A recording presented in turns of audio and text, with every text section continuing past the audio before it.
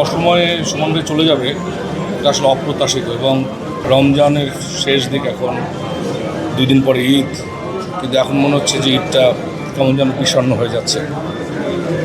কাছের মানুষ চলে গেলে সবার যেমন খারাপ লাগে, আমার খুবই খারাপ লাগছে সুমন ভাইয়ের জন্য। কারণ সুমন ভাই আমাদের এখানে যত মানুষ আছে, আমি নির্দ্বিধায় বলতে পারি সুমন ভাইয়ের ব্যাপারে সবাই খুবই পজিটিভ, এবং এমন সুন্দর মানুষকে হারিয়ে আমরা খুবই বিষণ্ণ। সবাই সুমন ভাইয়ের জন্য দোয়া করবেন, আল্লাহ যেন তাকে বেহেশতবাসী করে। এটা খুবই দুঃখজনক একটা ঘটনা আমাদের জন্য। ওনার এরকম হঠাৎ এই আসলে আমাদের জন্য অনেক অনেক বড় একটা শোকের বিষয়। দোয়া করি তার আত্মার শান্তি হোক, আল্লাহ তাকে জান্নাতবাসী করুন।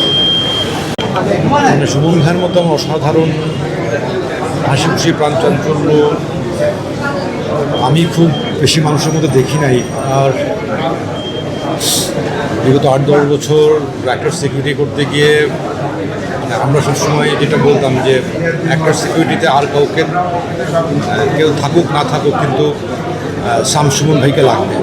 এবং উনি আমাদের মানে কী বলবো, সব কিছুতে এত বেশি মানে আমাদেরকে পথ দেখাতেন, গাইড করতেন, ভালোবাসতেন, স্নেহ করতেন।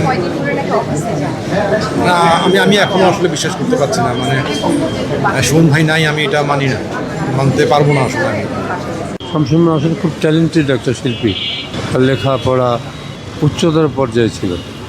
আমি যতটুকু আমার ভাতিজা, আমার এখন এই বসে বলার কিছু নাই, শুধু ভাতিজার আত্মার শান্তি কামনা করি, আর কিছু না। ওর বাবা যখন আমি নিয়ে গেলাম তখন তো ওরা ছোটো, এখন একজন আসবে শোভন, ওরা সব। তখন আমি প্রবাদ ভাইয়ের এখানে, প্রবাদ ভাই মুক্তি সাংবাদিক, আমিও নিয়ে গেছিলাম। সেই স্মৃতি ওর কাছে তো অনেক স্মৃতি।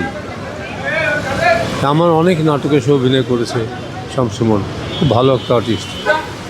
বেতারে, ফিল্মে, টেলিভিশনে বিশেষ করে বেশি করেছে। এই জন্য অনেক স্মৃতি আছে।